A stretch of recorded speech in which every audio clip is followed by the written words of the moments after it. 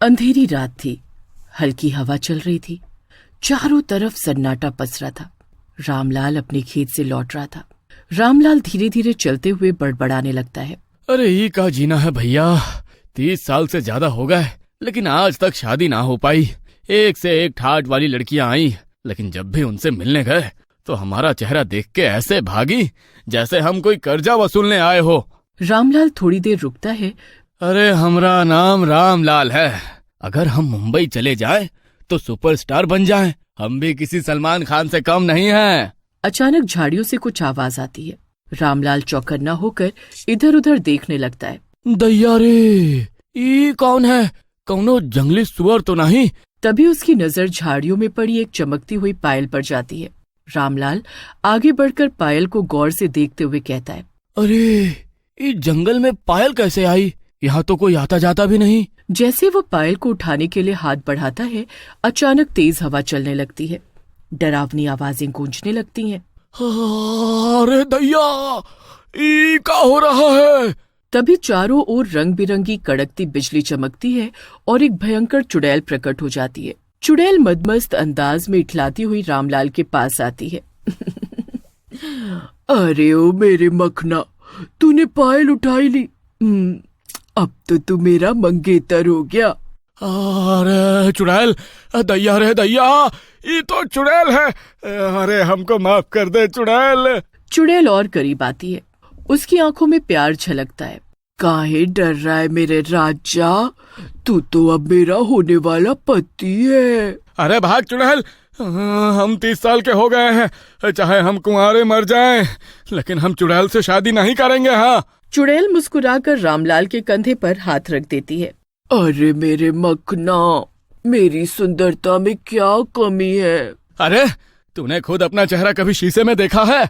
चुड़ैल जोर जोर से हंसती है। पूरा जंगल उसकी हंसी से गूंज उठता है। अरे सॉरी रे, मैं तो भूल ही गई कि अब मैं चुड़ैल बन गई हूँ। लेकिन कोई बात नहीं मेरे मखना, मैं रोज सुबह तुम्हारे लिए नाश्ता बनाऊंगी, दोपहर का खाना बना दूंगी और सोने से पहले तुम्हारे पैर भी दबाऊंगी। रामलाल के चेहरे पर पसीना आ जाता है। अरे दैया रे, यह क्या बवाल है? और सबसे जरूरी बात, हम बहुत सारे बच्चे करेंगे। ये सुनकर रामलाल का मुंह खुला का खुला रह जाता है। वो गुस्से में पागल होकर चिल्लाता है, अरे भाग यहाँ से। मान ना मान, मैं तेरी मेहमान। कौन से पंडित ने कहा है कि हमसे तेरी सगाई हो गई? हाँ। चुड़ैल तेवर बदल कर गुस्से से देखती है। जब तूने मेरी पायल उठाई थी तभी हमारी सगाई हो गई थी, यही नियम है। अरे कौन सा नियम? और ये नियम बनाया किसने? मैंने बनाया है। इतना कहकर चुड़ैल अचानक हवा में घुलकर गायब हो जाती है। अगली सुबह गांव में भीड़ लगी होती है। बिरजू हलवाई जलेबियां तल रहा होता है। तभी मुखिया वहां आता है। अरे मुखिया जी, सुना है नई बात?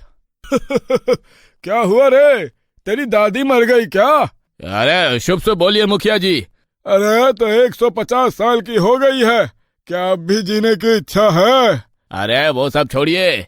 सुबह सुबह सुखिया चाचा खेत में पेट हल्का करने गए थे। उन्हें रामलाल खेत में बेहोश मिला। क्या? अरे चलो देखते हैं। मुखिया जी रामलाल के घर चले जाते हैं। घर पर रामलाल की माँ बिलख रही होती है। हे भगवान, हमारा रामलाल का ब्याह तो छोड़िए, अभी जिंदा बचाए हुए बहुत है। अरे क्या हुआ रामलाल की माँ? तभी रामलाल घबराकर सारी घटना मुखिया को बताता है। अरे वाह, अब तो तेरी शादी पक्की। अरे रामलाल, तेरे तो भाग्य खुल गए। अरे कम से कम तुझसे शादी करने के लिए चुड़ैल तो तैयार हुई, वरना मुझे तो लगता था कि तू कुंवारा ही मरेगा। ये सुनकर रामलाल गुस्से में चिल्लाकर बोलता है, अरे ये क्या बकवास कर रहा है मुखिया? चल भाग यहाँ से। तू यहाँ मेरा दुख बांटने आया है कि मेरा मजाक उड़ाने? मुखिया वहाँ से मुस्कुराता हुआ चला जाता है और बिरजू हलवाई को जाकर सब बता देता है। अरे तो आपको रामलाल की मदद करनी चाहिए। अरे मरने दे उसको, वैसे भी उससे कोई लड़की शादी नहीं करेगी, कम से कम चुड़ैल तो कर रही।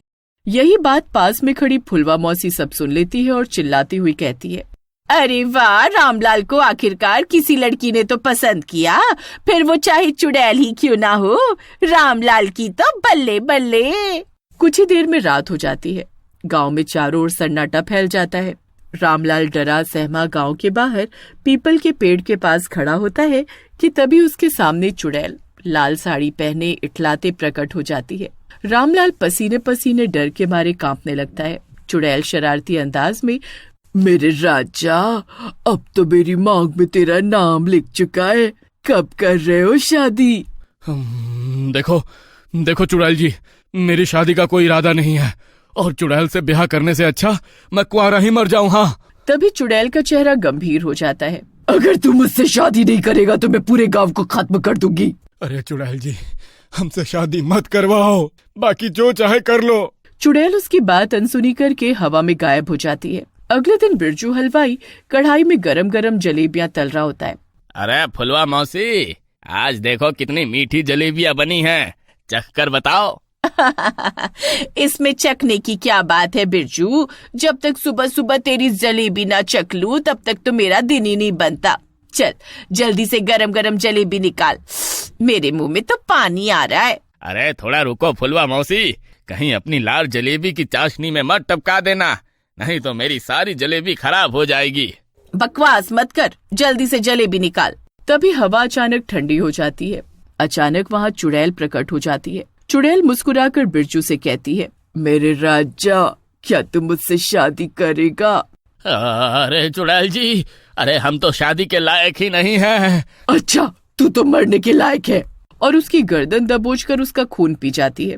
बिरजू तड़पने लगता है और कुछ ही सेकंड में निर्जीव हो जाता है। फुलवा मौसी ये देखकर घबराकर भागने लगती है। अरे बचाओ, चुड़ैल ने बिरजू को मार डाला। चुड़ैल दोबारा हवा में उछलती है और फुलवा मौसी के सामने प्रकट हो जाती है। फुलवा मौसी घबराकर पीछे हटती है, लेकिन चुड़ैल उनकी गर्दन पकड़कर उनका भी खून पी जाती है। कुछ ही सेकंड में फुलवा मौसी भी मर जाती है। गांव में हड़कंप मच जाता है। मुखिया अपने खेत में बैठा होता है कि तभी चुड़ैल हवा में तैरती हुई पंचायत खेत के अंदर आ जाती है। मुखिया के पसीने छूट जाते हैं। अरे अरे चुड़ैल, अरे दैया चुड़ैल, चुड़ैल जी मुझे मत मारो। एक शर्त पर तुझे छोड़ दूंगी, अगर तू मेरा ब्याह रामलाल से करवा देगा।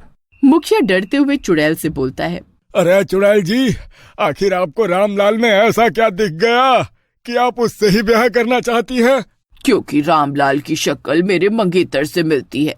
अब ज्यादा सवाल मत पूछ मुखिया, नहीं तो तेरी बकबक मैं हमेशा के लिए खत्म कर दूंगी। हाँ। मुखिया डरते हुए रामलाल के घर भागता हुआ चला जाता है और उससे कहता है, अरे रामलाल, तेरे चक्कर में गांव के 2 लोग मर चुके हैं, अब वो चुड़ैल मुझे मारने के लिए दौड़ रही है। अरे तू चुड़ैल से शादी क्यों नहीं कर लेता? वैसे भी एक ना एक दिन तो शादी करनी ही है। अबे ओ मुखिया, पागल हो गया है क्या? चल निकल यहाँ से, मैं किसी चुड़ैल वुड़ैल से शादी नहीं करूंगा। मुखिया दौड़ते हुए तांत्रिक बाबा को बुला लाता है। तांत्रिक गांव में आते ही मंत्र पढ़ने लगता है। कुछ ही देर में चुड़ैल वहाँ पर प्रकट हो जाती है। तांत्रिक गुस्से से चुड़ैल से कहता है, कौन है तू और तू रामलाल से ही शादी क्यों करना चाहती है? मैं जब इंसान थी तब मेरा नाम चंपा था।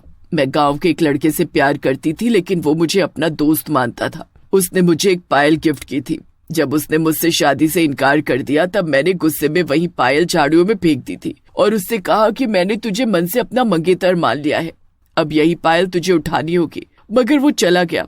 अचानक मेरा पैर फिसल गया और मैं मरकर चुड़ैल बन गई, लेकिन मैं शक्तिहीन थी। जब रामलाल ने पायल उठाई तब मुझे शक्ति मिल गई, क्योंकि रामलाल की शक्ल मेरे मंगेतर से मिलती है। तांत्रिक बाबा मंत्र पढ़ने लगता है और चुड़ैल जलने लगती है।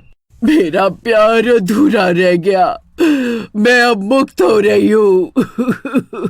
चुड़ैल जलकर राख हो जाती है और गांव में शांति लौट आती है।